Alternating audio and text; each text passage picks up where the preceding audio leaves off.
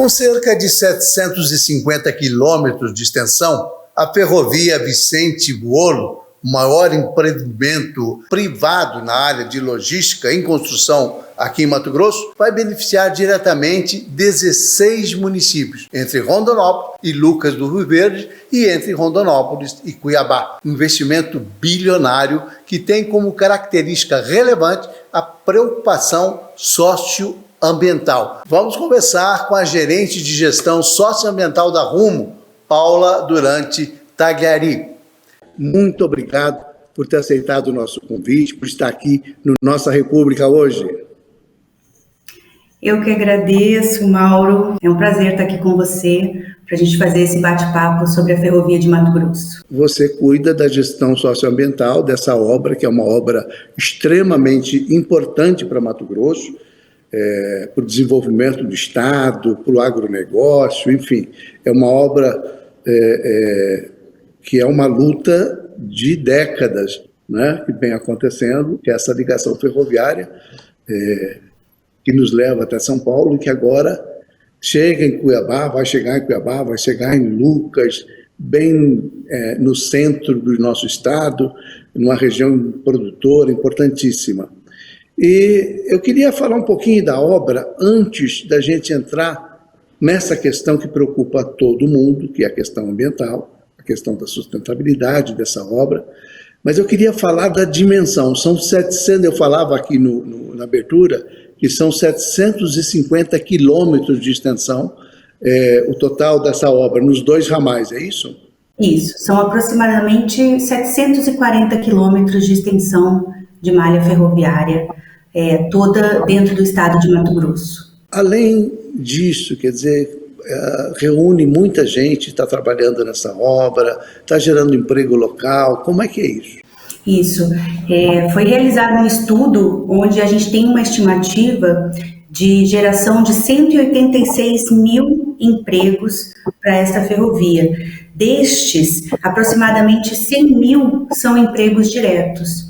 E hoje, no que a gente chama da primeira fase de construção da ferrovia, nós temos aproximadamente 5 mil pessoas atuando nesse projeto. É muita gente, né? Muita gente. Ao longo desse período, quanto tempo está previsto para essa obra estar totalmente concluída? Nós temos um cronograma que a gente busca segui-lo, né? E nós temos até 2030 para a conclusão dessa obra. Mas quando a gente pensa na grandiosidade dessa obra, 6 anos, considerando 2024 até 2030, não é muito tempo assim não, né? Qual ramal vai ser concluído primeiro? Rondonópolis-Cuiabá ou Rondonópolis-Lucas? Hoje a gente está construindo já de Rondonópolis até Primavera do Leste. São aproximadamente 160 quilômetros em obras, né, com previsão de finalização em 2026. Os próximos trechos, tanto o ramal para Cuiabá quanto a continuidade do que a gente chama de linha-tronco, que é a continuidade de Primavera do Leste até Lucas do Rio Verde, os projetos e os estudos ainda estão em elaboração.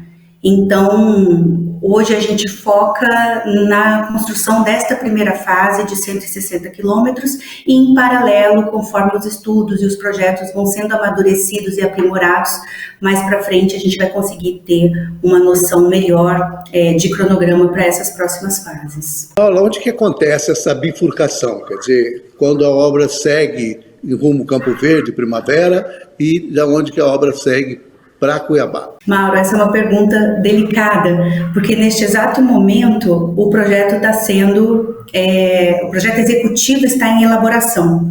Então, é nesse momento que a gente tem as especificidades exatas do traçado da ferrovia. A gente deixa de trabalhar num corredor, ou seja, numa possibilidade de um pouco mais para lá, um pouco mais para cá, né, um pouco mais a norte, um pouco mais a sul, e passa a ter esse detalhamento a partir da conclusão do projeto executivo, que está previsto no início do ano que vem. Mas, em tese, isso deve acontecer aonde? Jaciara?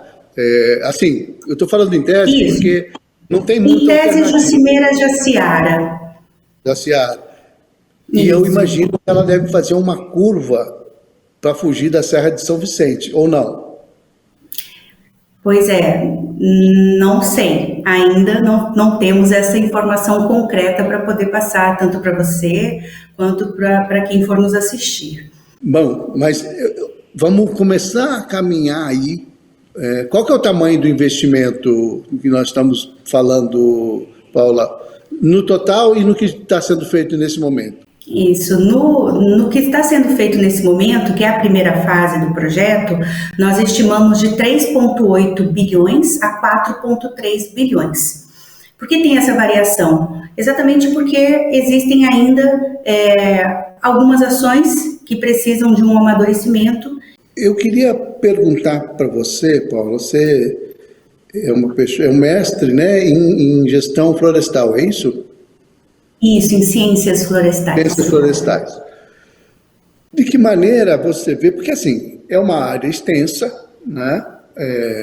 Vão precisar diversas obras de arte importantes, enfim, é possível até, a depender do traçado, de que seja necessário túneis, etc. Vamos precisar um percurso grande, significativo, importante. Como é que vocês estão trabalhando essa questão socioambiental, essa questão da preservação daquilo nesse período que já está, nesse trecho que já está em obra? Como é que a Rumo está agindo para preservar, mitigar o impacto ambiental que qualquer obra produz, não é? Mas a questão dos animais, a questão da fauna, da flora, como é que você está trabalhando, como é que vocês estão projetando e executando tarefas de preservar ao máximo, de minimizar esses impactos? Mauro, a gente trabalha em duas vertentes, né? Aquela que é oriunda do processo de licenciamento ambiental, então é a gestão ambiental que vem a partir de planos, programas, licenças ambientais e que são monitoradas e fiscalizadas pelo órgão licenciador desse empreendimento, que é a Secretaria de Estado de Mato Grosso, né? É a primeira ferrovia do Brasil licenciada por um estado, isso também nós estamos sendo inéditos aqui. E a outra vertente é a de responsabilidade socioambiental, né? Que muitas vezes não tem uma relação com a obrigação legal de se fazer, mas sim com a responsabilidade que a Rumo tem e com o legado que a Rumo quer deixar, de conservação da natureza, de gestão social e de preservação dos ecossistemas. Pelo processo de licenciamento, a gente já tem que seguir diversas regras. Tem, por exemplo, o plantio compensatório, né? Quando você vai desenvolver qualquer atividade que gere algum desmatamento, necessariamente se faz todo um estudo de levantamento da área, de inventário florestal, para entender quais são as espécies vegetais que existem ali, né? Para depois o empreendedor ele recompor essa área, né? Então, aquilo que é desmatado, por obrigação do processo de licenciamento ambiental, precisa ser refeito, né? Recomposto. Não no mesmo lugar, mas em algum lugar próximo. A gente recompõe normalmente na mesma região, no mesmo bioma, né? E isso tudo é um acordo que é feito com o órgão licenciador. Neste caso, a gente fez um acordo com a Secretaria de Meio Ambiente do Estado de Mato Grosso, e a gente vai recompor desta primeira fase a área de preservação permanente do Alto Rio Araguaia, plantando lá aproximadamente 200 hectares de área, o que dá aproximadamente 222 mil mudas de cerrado. Agora, trazendo a outra vertente da responsabilidade socioambiental, o que a gente traz de incremento para essa ação que é obrigatória? A gente desenvolve outros estudos que não são exigidos no processo de licenciamento ambiental, como, por exemplo, as redes de interação entre fauna e flora. Então, a gente junta diversos dados que nós mesmos produzimos, que a gente busca na literatura, né, que outras ferrovias produziram. A gente cruza essas informações para entender quais são as espécies de árvores necessárias para a manutenção da biodiversidade do cerrado, sendo essas utilizadas pela fauna e vice-versa. E com isso a gente tem um estudo que criou 61 redes de interação. E a gente tem 9 espécies de árvores principais para o Cerrado, para a região do Alto Rio Araguaia, que a gente vai priorizar no plantio de forma a também resgatar ali o uso pela fauna dessas espécies. Como é que é feito esse resgate dos animais que vivem nessa região em que está passando a ferrovia? Hoje, por exemplo, você falou que tem 170 quilômetros, mais ou menos, que Isso. Já está a obra caminhando. Nesse espaço, nessa área, com certeza tem muitos animais. Eles estão sendo capturados, estão sendo levados para algum lugar? De que maneira eles estão sendo protegidos? Existe uma grande equipe focada nesse tema, né, para atender o que a gente chama de Programa de Resgate e Salvamento da Fauna. Então, além das ações educativas que a gente faz nas escolas, com os trabalhadores, com os lindeiros, com todos os dados que a gente produz no nosso monitoramento de fauna, que é o levantamento de dados, né?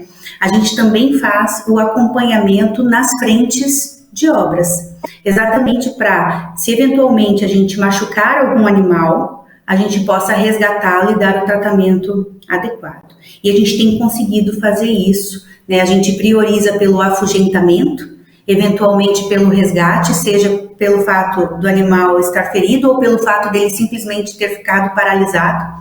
A gente resgata um ambiente protegido.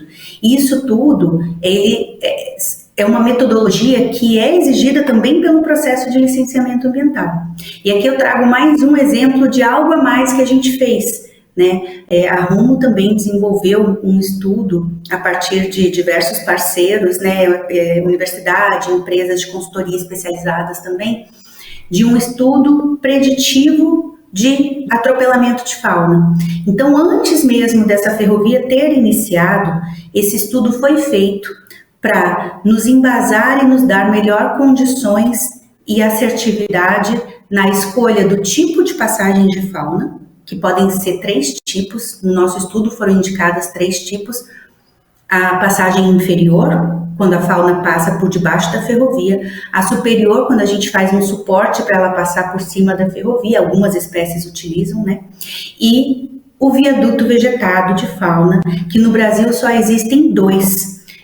Um na BR-101, Rio de Janeiro, hoje concessionada para artérias, e a outra é na ferrovia de Carajás, no estado do Pará. E a nossa aqui vai ser o terceiro viaduto vegetado e o primeiro no estado de Mato Grosso. Pode explicar mais o que seria esse viaduto vegetado? Como é que ele seria? Que formato ele tem? Como é que... Porque assim, a gente entende quando fala, olha, uma passagem inferior por baixo, a superior, a gente entende. Mas isso aí ficou meio assim.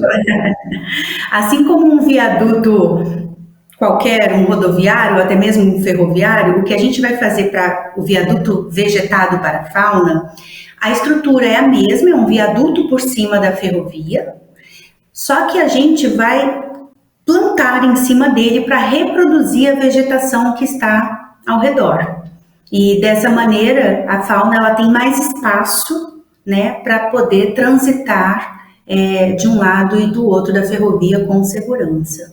Paula, a gente vai para um pequeno intervalo e volta num instante só, e eu já quero deixar a pergunta. Quais são os animais que estão presentes, pelo menos nessa área que a obra está caminhando, nesses 170 quilômetros iniciais? Mas, pessoal, precisamos falar de um assunto sério que é a violência contra a mulher. Nós sabemos que os casos de violência doméstica são altos e é por isso que o governo de Mato Grosso lançou o movimento MT por Elas. Se você sofre qualquer tipo de violência física, sexual, psicológica, moral ou patrimonial, saiba que não está sozinho. O programa Ser Família Mulher lançou esse movimento para dar basta à agressão de milhares de mulheres por todos os lugares. Não podemos mais ignorar gritos de dor e sofrimento. O governo de Mato Grosso está pronto para acolher qualquer mulher que esteja sofrendo algum tipo de violência. Denuncie 180 em caso de emergência, ligue 190. Repetindo, denuncie 180 e, em casos de emergência, ligue 190, Governo de Mato Grosso. Não saia daí que a gente volta num instante só.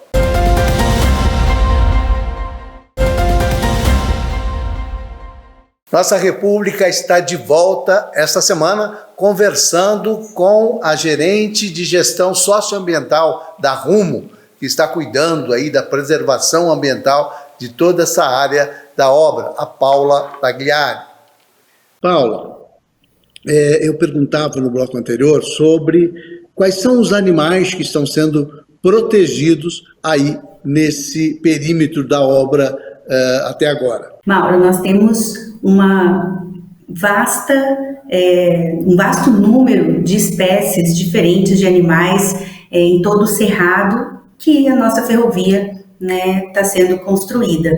Então, a gente observa répteis, a gente observa mamíferos, dentre eles bastante anta, elas são muito visíveis aqui no estado de Mato Grosso, então é um cuidado especial que a gente precisa ter com esses animais.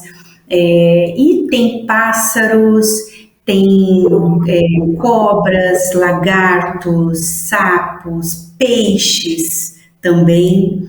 Então, é um número bem significativo de tipos diferentes de animais que a gente acaba tendo algum contato. Me surgiu uma curiosidade quando ela fala de peixes.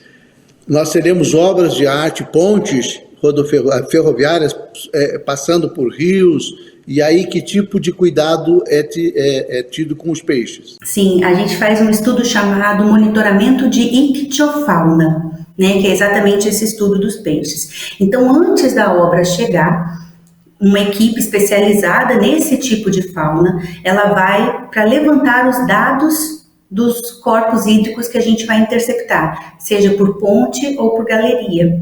E aí a gente conhece a comunidade existente naquela região, a gente faz coletas para entender um pouco da dinâmica do ecossistema e das espécies existentes, e a gente cria um plano de proteção a esses animais para quando as obras iniciarem nesses locais.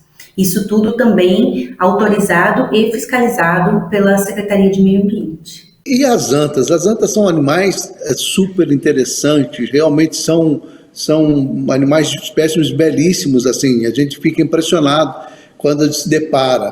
O meu estúdio está em Chapada dos Guimarães, e na estrada, com alguma frequência, principalmente à noite, de madrugada, a gente vê antas atravessarem a estrada, Precisa ter um certo cuidado, inclusive, para evitar acidentes. Eventualmente acontece algum.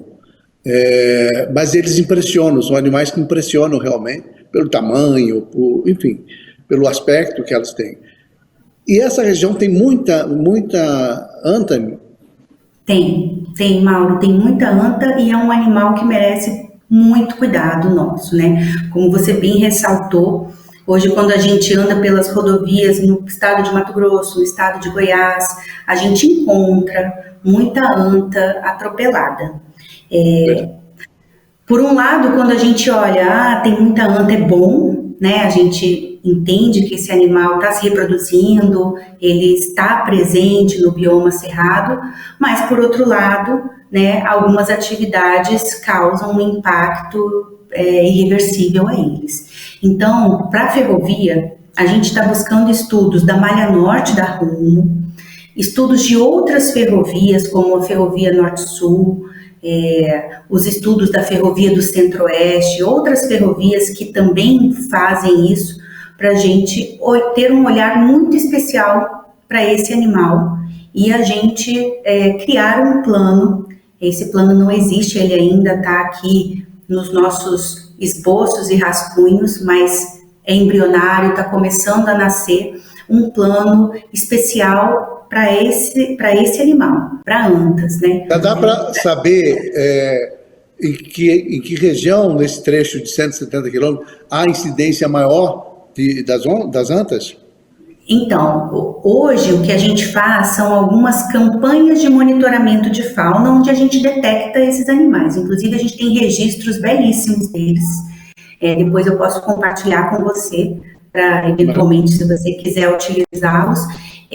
O que a gente pretende fazer, e que ainda é um projeto embrionário, é fazer um monitoramento mais aguçado de por onde esses animais estão circulando. Isso só é possível a partir de quando a gente pode capturar esses animais e colocar uma coleira, onde a gente segue e monitora, né, esses animais. É esse o projeto que está ainda bastante embrionário, mas que a gente vai botar uma força ainda neste ano para ano que vem a gente conseguir fazer isso. E antes dessa ferrovia começar a operar, a gente entender realmente por onde estão circulando as antas ali na região, na área de influência da ferrovia de Mato Grosso. Quais as trilhas que elas seguem para se alimentar, para tomar água, etc. e tal. Interessante. Isso. Deixa eu lhe perguntar, já foi detectado onça nesse trajeto? Uma onça parda já foi identificada, né? Já foi vista e identificada. Mas tivemos um único evento. Sabe precisar mais ou menos o local, não? Em Rondonópolis. Rondonópolis. É verdade. Mato Grosso, o Cerrado é muito rico, né, desses animais. A gente tem a possibilidade de, sobretudo Pantanal, aqui em Chapada também, tem muita região dos paredões e tal que abrigam onças. Muito interessante. Aliás, tem nos preocupado muito, e eu quero saber se isso é uma preocupação também da senhora, que é a questão das queimadas. Porque Chapada, nesse momento que a gente está conversando, está ardendo em chamas, fogo subindo as encostas, os morros, numa situação bastante perigosa e triste de ver, né? A gente sente muito. E parece que essa é uma situação que deve se repetir ano a ano cada vez mais, o que é lamentável. O fogo é uma ameaça para a ferrovia? Mauro, eu diria que sim, como para várias outras atividades e pessoas espalhadas aí, né, pelo Brasil. A gente está vivendo uma grave crise de seca, né, uma grave crise de alterações climáticas, muitas vezes imprevisíveis, né, e que a gente precisa estar atento para isso. Então, o que nós aqui, né, à frente da Ferrovia de Mato Grosso, estamos fazendo? A gente já tem um plano de atendimento à emergência, com profissionais habilitados para combater incêndios, né, se eventualmente surgirem, e lembrando que muitas vezes o foco não vem da nossa atividade, né, ele vem de outros focos. Outro dia eu estava passando de Rondonópolis para Cuiabá e tinha fogo dos dois lados da rodovia, super perigoso, alto assim, sabe, na altura das palmeiras e tal. Então, o fogo começa muitas vezes em focos difusos, mas se espalha muito rapidamente, né, pelas características da nossa vegetação e por essa seca tão extrema que a gente vivencia hoje, né, aqui no Cerrado. Qualquer vento superdimensiona, né, o fogo, né?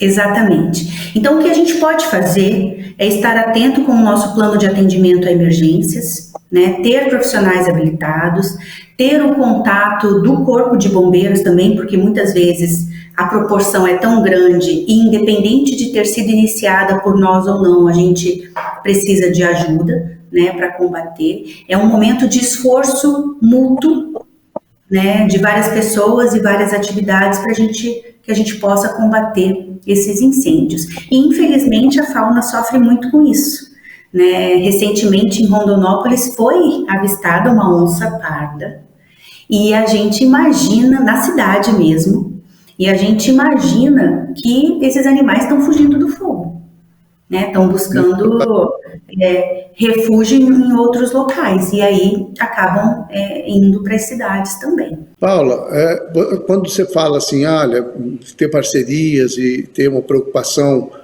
de acompanhar isso de perto, você está falando, por exemplo, em Arrumo manter uma equipe de brigadistas, uma estrutura de combate ao incêndio florestal na região da ferrovia?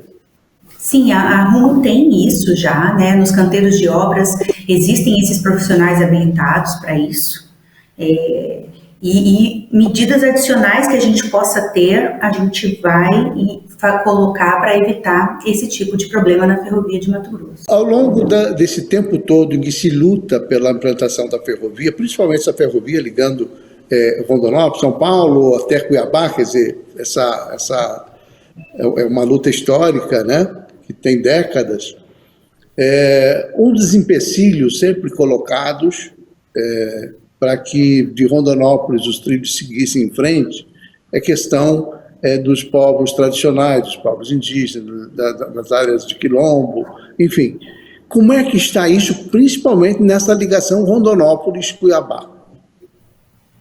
Mauro, a gente acabou de finalizar um processo de consulta livre, prévia e informada ao povo Boi-Bororo de 2 terras indígenas ali próximas em Rondonópolis, que é a terra Tereza Cristina e Tadarimana.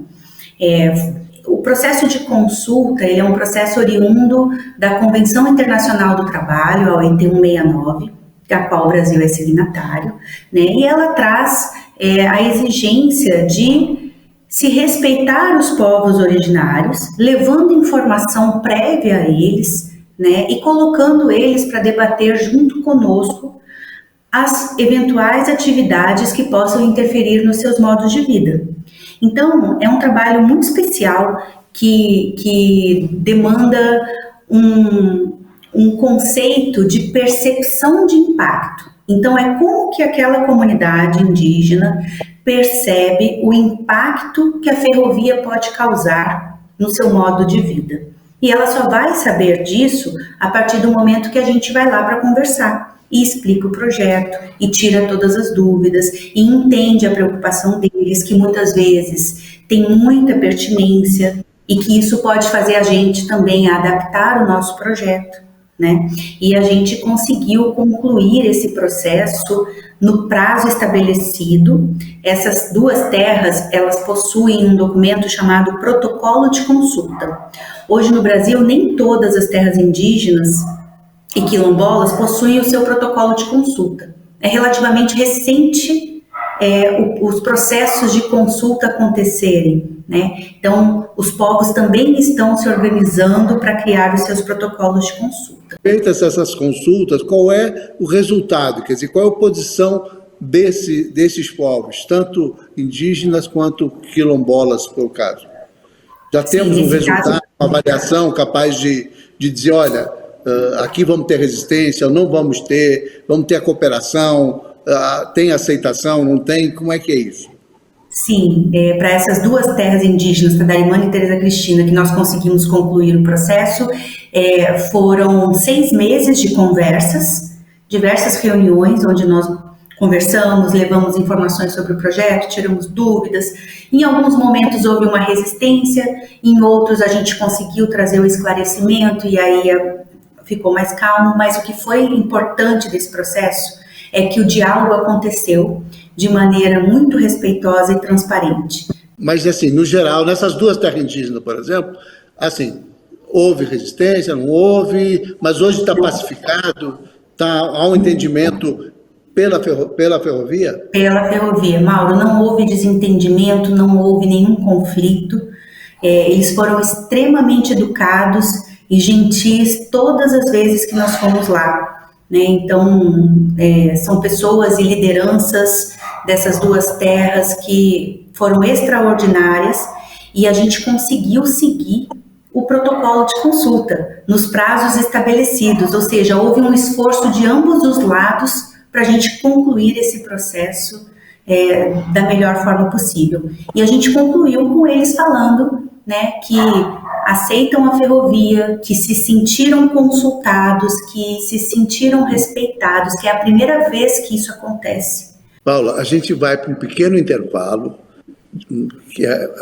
vamos para o último bloco do nosso programa, e eu já vou deixar aqui uma pergunta. Sob o ponto de vista prático, quer dizer, feita a consulta, que tipo de ação que a Rumo vai tomar para mitigar eventual impacto negativo, alguma situação que possa, no futuro, ou mesmo agora no presente, durante as obras, prejudicar essas comunidades indígenas? Vamos para o intervalinho? Vem cá, se eu te dissesse que com um simples pedido você pode concorrer até R$100 mil todo mês, hein? Com o Nota MT, isso é possível. Basta pedir o CPF na nota quando for comprar algum produto. Não importa o lugar, no mercado, na farmácia, no posto de combustível, no restaurante, é direito de todo mundo exigir seu CPF na nota. São mais de 1.000 premiações todo mês, que juntas somam R$900 mil. Além de concorrer a prêmios, você ainda tem a oportunidade de ajudar uma entidade social da sua escolha. Ganhou? A solidariedade também ganha. E tem mais, o CPF na nota gera pontos que podem ser usados como desconto no seu IPVA. Acesse notamt.gov.br ou baixe o aplicativo para se cadastrar. Vai que o próximo sortudo é você. Não se esqueça, peça o CPF na nota, concorra a prêmios e ganhe descontos no IPVA. Governo de Mato Grosso, não saia daí que eu volto num instante só.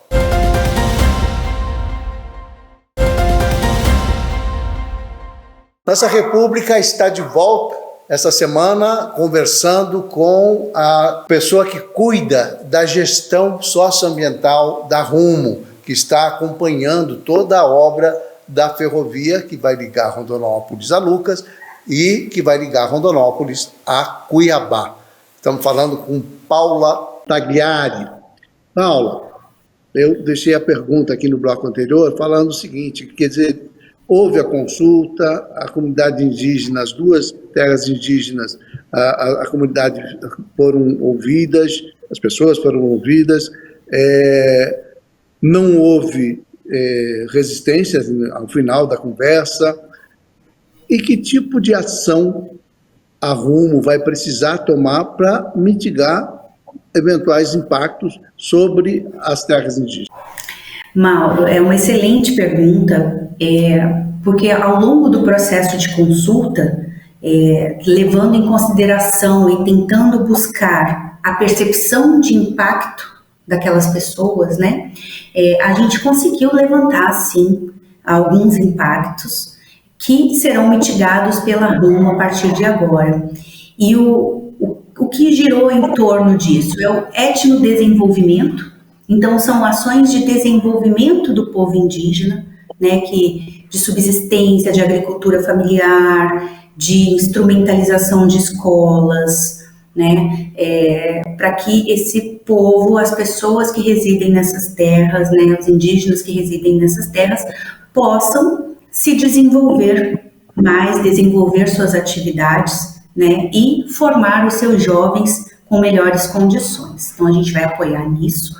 Uma outra vertente que foi bastante discutida é o resgate da cultura e da história desse povo. Um estudo etnoarqueológico que vai depois se tornar um vídeo, um documentário, onde a gente vai também distribuir para toda a comunidade do estado de Mato Grosso, do Brasil, no intuito de resgatar essa história do povo Boi-Bororo através da arqueologia. Né?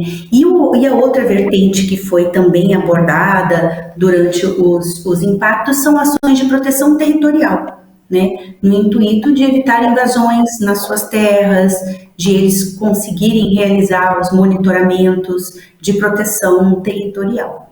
Então foi bem interessante a discussão, porque foi uma percepção de impacto muito real, tá? Que são temas importantes quando a gente pensa na cultura indígena, e a gente vai ajudá-los, vamos apoiá-los a realizar esses resgates.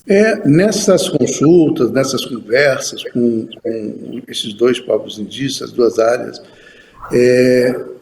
no geral, Paula, o grande desafio das comunidades indígenas, das nações indígenas, dos povos indígenas de Mato Grosso e no Brasil inteiro, é o sustento, né? É a questão de deles conseguirem produzir seus próprios alimentos, porque com a demarcação das terras tem uma área menor do que é o culturalmente previsto para eles, quer dizer, que se deslocam muito em busca de alimentos, etc.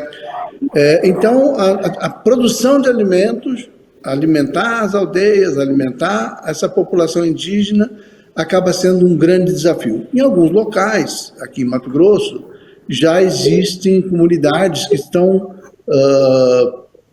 produzindo grãos em áreas pequenas, mas que resultam num recurso considerável para combater a fome, para combater as dificuldades financeiras que essas comunidades têm. Nesses dois casos que você reporta, tem isso? Como é que eles sobrevivem e como é que eles vão sobreviver a partir da ocupação da ferrovia? Sim, eles já têm todo um modo de vida, né, com escolas, com transporte, com trabalhos, né, uma população bastante desenvolvida sobre esse aspecto, tá? O que a gente vai fazer é dar um reforço a eles naquilo que eles entenderam ser pertinente para uma melhoria de desenvolvimento local, né? Então, uma das aldeias, por exemplo, ela quer fazer um plantio de árvores frutíferas, né? E de espécies que eles utilizam para alimentação e para outros afazeres, né? Por exemplo, telhados de casas, artesanato, coisas assim. Então, cada um tem uma perspectiva. A outra aldeia quer fazer uma roça de agricultura familiar mesmo, né, para plantar mandioca ou outras espécies que eles utilizem na sua dieta.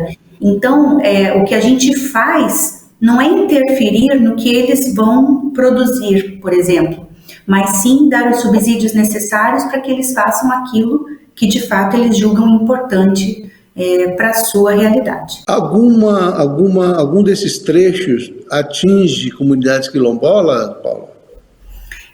Nós não interceptamos nenhuma território quilombola e nem indígena, nós passamos relativamente próximos, né? Essas duas terras indígenas, Tadarimana e Tereza Cristina, nós estamos a mais de 10 quilômetros de distância. No ramal de Cuiabá, existe uma comunidade quilombola chamada Abolição, né? Essa comunidade, nós já entramos em contato com eles, né, com os representantes, para que a gente possa iniciar também esse processo de consulta. Por que nós estamos fazendo um de cada vez? Exatamente porque o nosso processo ele está ocorrendo em fases.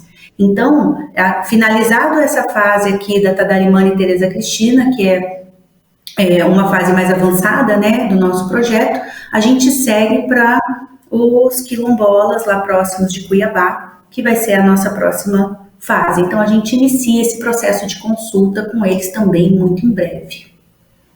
Bom, eu sei que a sua área é socioambiental, quer dizer, você está aí preocupado com a sustentabilidade, enfim. Imagino mas você deve ter informações sobre o todo da ferrovia.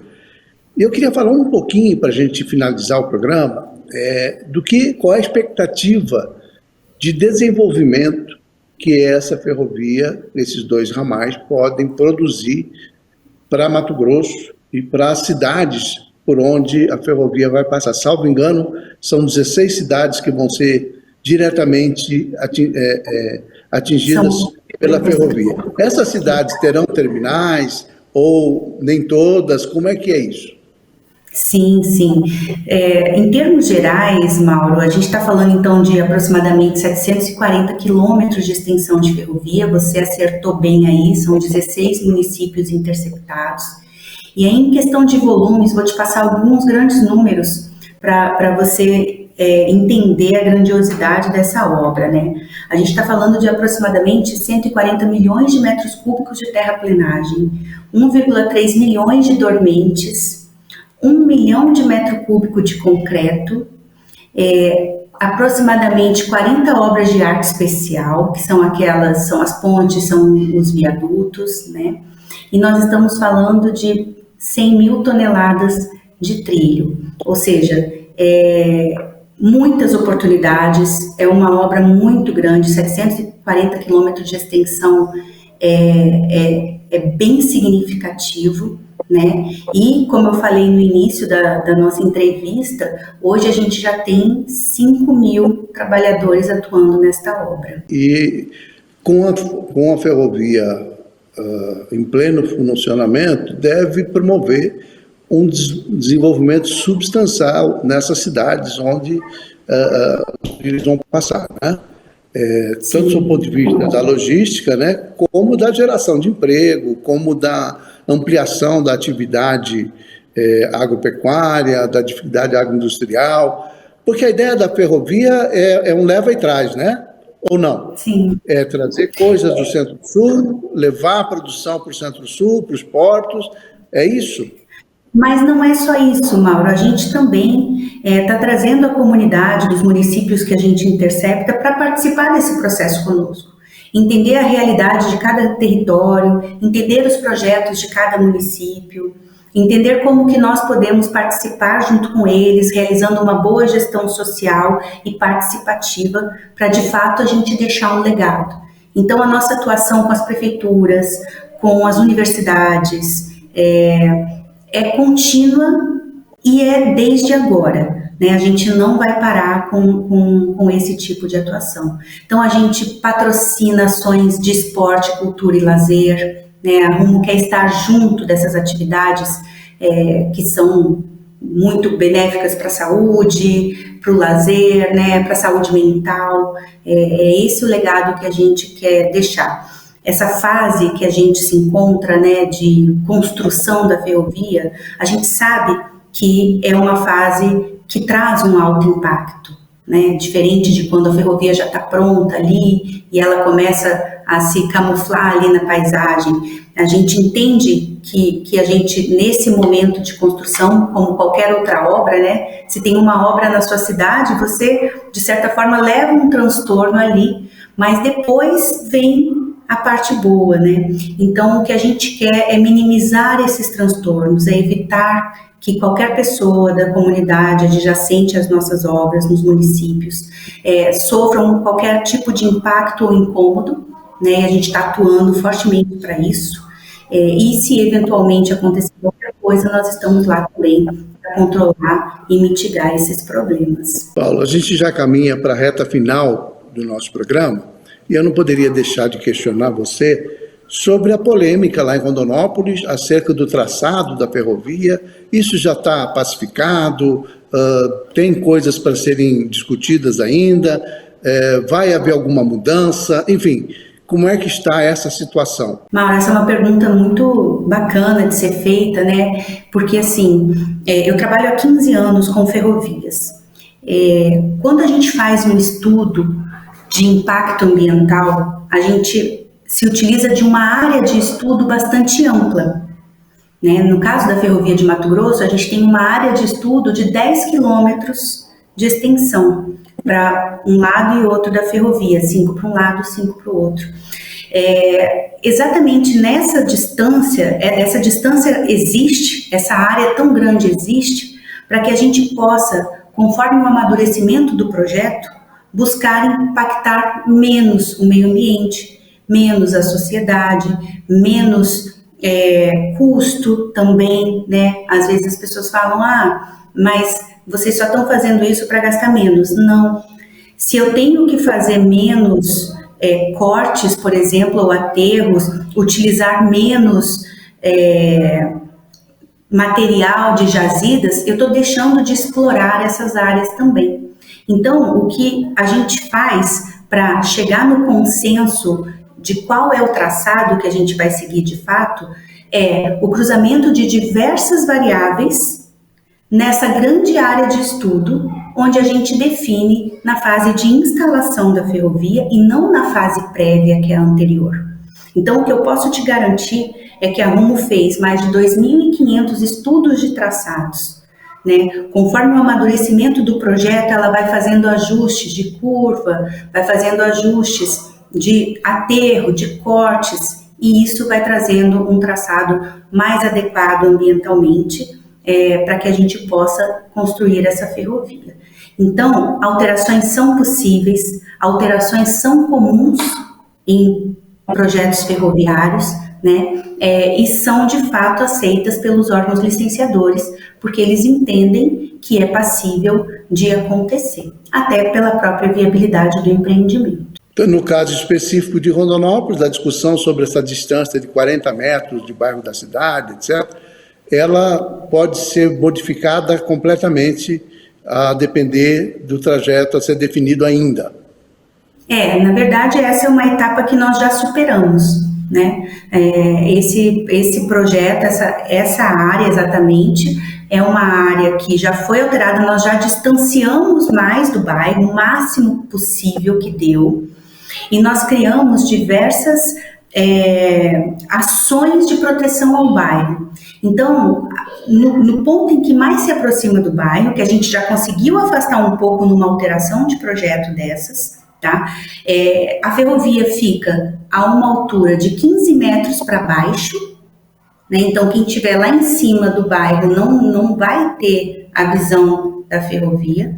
Além disso, a gente vai fazer um muro cobrindo todo ali a extensão do bairro, e a gente ainda vai fazer um plantio de árvores, que é um projeto de acústica para ajudar a evitar a chegada do ruído.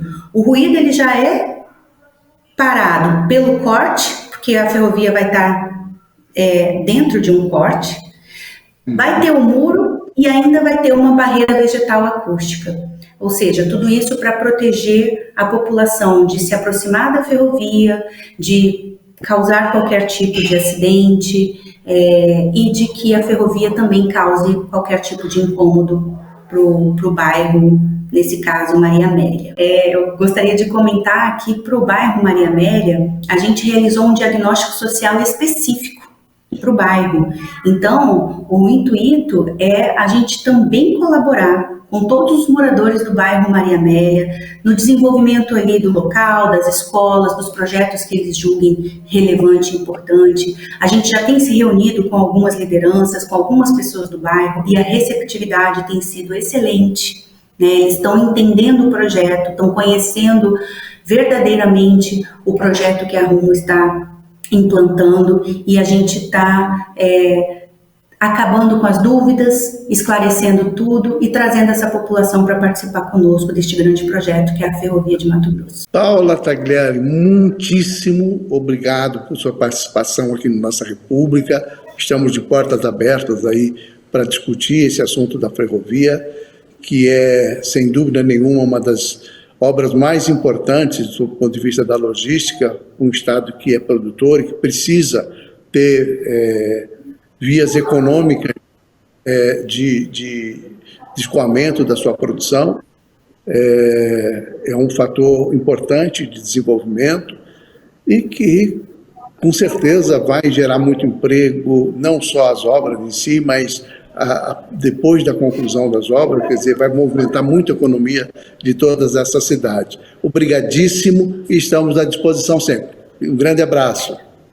Mauro, eu que agradeço em nome da Rumo, e a gente também fica à disposição para conversar sempre que vocês quiserem, para levar a informação correta para a população, e estamos de portas abertas para recebê-los também, para conhecer as nossas obras. Muito obrigado.